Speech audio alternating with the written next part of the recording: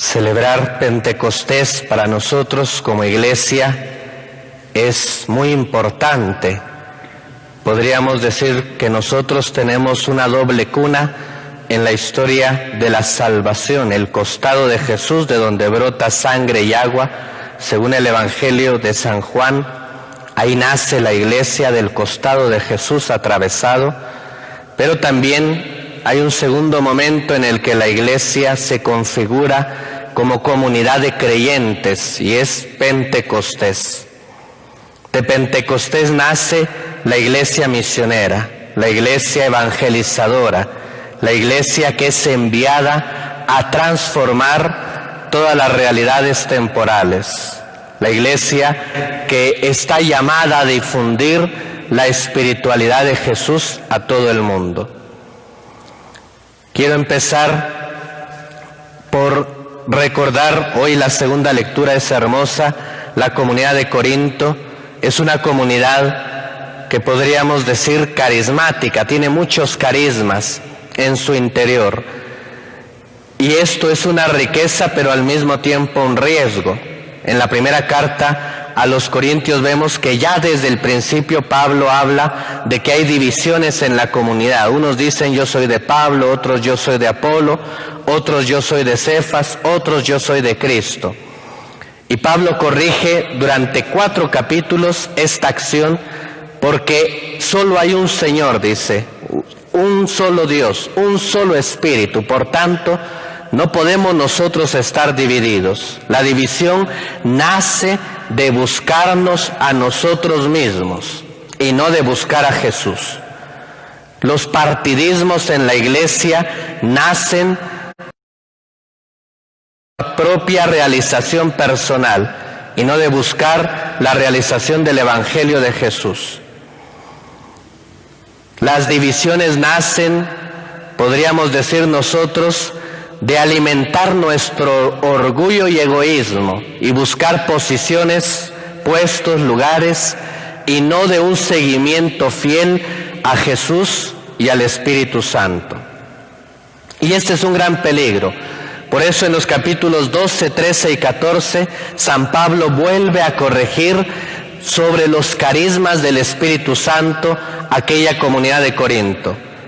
Porque precisamente habían carismas, algunos eran profetas, otros tenían el don de lenguas, y todos estos carismas estaban bien, porque alimentaban la comunidad, la fecundaban y la hacían cada día más fuerte. Sin embargo, muchas veces los carismas servían para alimentar el propio ego y no para hacer crecer la comunidad.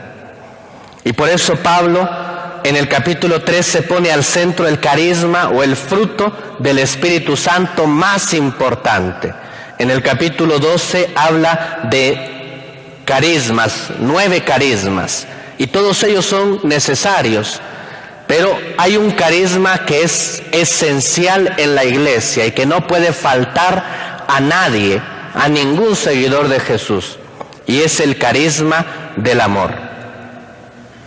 Es el carisma de la caridad, el don de la caridad, el fruto del Espíritu Santo. Puedes tener un carisma extraordinario, puedes hablar en lenguas, pero si no tienes amor, de nada sirve. Puedes tener el don de profecía, pero si no tienes amor, no eres nada. Puedes tener una fe tan grande para mover montañas, pero si no tienes amor, eres como una campana que resuena. Es decir, el amor es el que realmente hace fecundos los demás carismas. Y aquí yo quiero invitarlos, queridos hermanos, a que nosotros comprendamos que no podemos buscar y pedir o creer que la única forma de tener carismas es recibir cosas extraordinarias o experiencias extraordinarias. El Espíritu Santo, en primer lugar, promueve la fe, provoca la fe en nosotros. En segundo lugar, da el fruto de la caridad. Esto es lo esencial. Todo lo demás es añadidura. Cuando alguien se deja mover por el Espíritu Santo, esta persona tiene una espiritualidad fecunda y por supuesto una caridad efectiva. Si después tiene otro don extraordinario, bienvenido sea, pero es secundario. Lo más importante que el Espíritu puede fecundar en nosotros es la fe y el amor. Y por eso nosotros no caigamos en el peligro de buscar carismas extraordinarios, porque en realidad podemos estarnos buscando a nosotros mismos. El Espíritu Santo no nos hace importantes dándonos un carisma.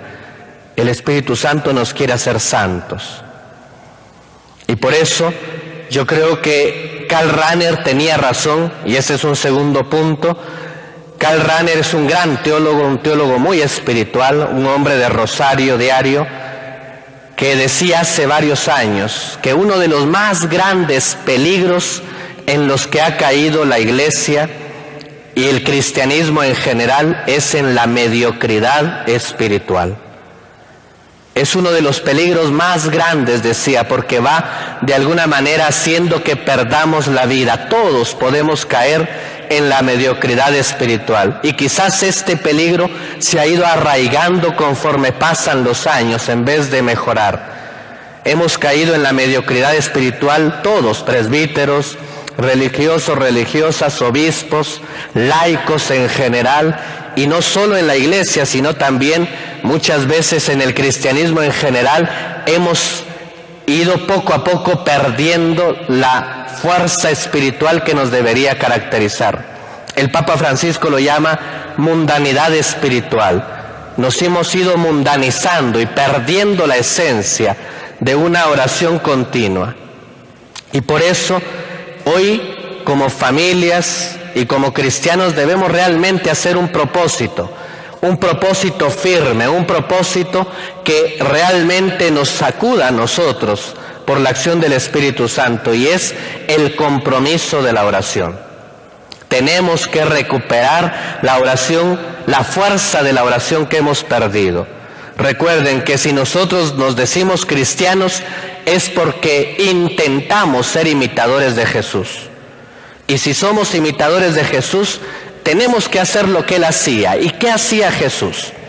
Normalmente, después de haber predicado, después de haber contado las parábolas del reino de Dios, Jesús se iba solo, noches completas, a la montaña a orar. Y si somos imitadores de Jesús, recuperemos la oración. Y recuperemos la oración en silencio. Muchas veces intentamos hacer como protagonistas. Qué bonito ora, qué bonito dice. No, tenemos que recuperar la oración del silencio, la oración de la mística cristiana, la oración de la contemplación. Yo le doy gracias a Dios por esta capilla que tenemos en esta parroquia, aunque ahora no ha podido estar funcionando, pero es un lugar de silencio. Es un lugar de encuentro con nosotros mismos y con Jesús.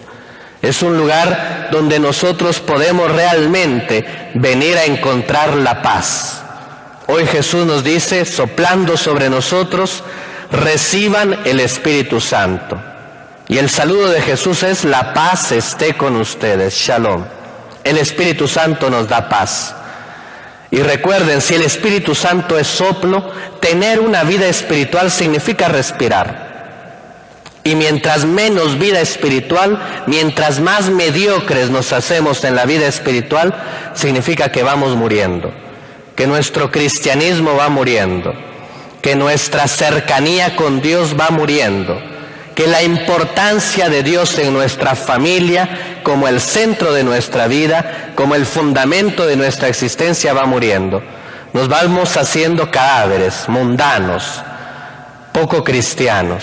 Así que recuperemos la oración en familia, recuperemos la oración familiar, que este sea un propósito de Pentecostés. Que hoy, queridos hermanos, realmente nosotros podamos promover la oración, se los pido y se los suplico, individualmente, personalmente, en familia. Recuperemos el don de la oración y pidámosle al Señor que provoque en nosotros el fruto de la caridad. Es el don más preciado del Espíritu Santo. Que realmente aprendamos a amarnos y a perdonarnos unos a otros. Que que la acción del Espíritu Santo en nuestra vida sea afectiva y efectiva. Que no busquemos experiencias extraordinarias, que si vienen son una bendición, y no es malo, es una bendición de Dios. Pero busquemos ante todo que el Espíritu nos mueva a amarnos y perdonarnos. Hoy Jesús nos da un regalo extraordinario cuando dice: a los que les perdonen los pecados les quedarán perdonados. Y así el bautismo y el sacramento de la confesión o reconciliación se vuelven un Pentecostés continuo en la Iglesia, una oportunidad de reconciliación constante con Dios.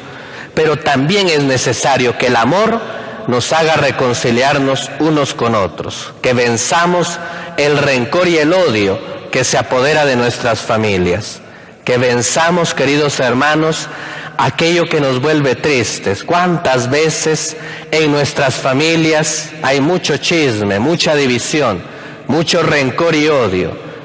Tenemos que vencerlo, y solo se puede vencer si dejamos que el Espíritu Santo nos ayude a amarnos sinceramente y que el amor nos lleve a perdonarnos unos a otros.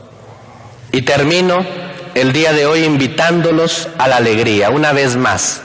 No nos cansamos de invitar. Otro fruto del Espíritu Santo es la alegría interior, la alegría que es paz en el corazón, la alegría de quien sabe que ha encontrado lo más preciado de la vida, que se ha encontrado con Jesús, y que el Espíritu Santo nos mueve a dar testimonio. Y de la alegría nace la misión, de alguien realizado plenamente. ¿Cuántas veces vamos a repetir aquella frase de Friedrich Nietzsche que decía: los cristianos dicen estar salvados, pero viven como si no lo estuvieran? ¿Cuántas veces decimos: yo he sido salvado por Jesús? Pero después vivimos tristes, sumidos a veces en depresión, amargados, sin esperanza. ¿Cuántos cristianos que incluso predicamos el Evangelio y después nuestra vida es una tristeza constante? Somos básicamente sepulcros que de alguna manera hablan por inercia. Cuidado, el Espíritu Santo genera vida, el soplo de la vida, y genera alegría en nuestro corazón.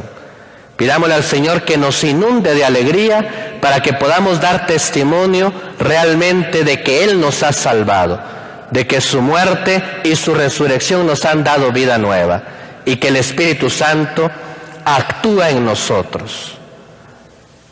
Pidámosle al Señor que nos ayude a hacer un verdadero propósito de oración para que reactivemos la vida espiritual en nuestros corazones. Así sea.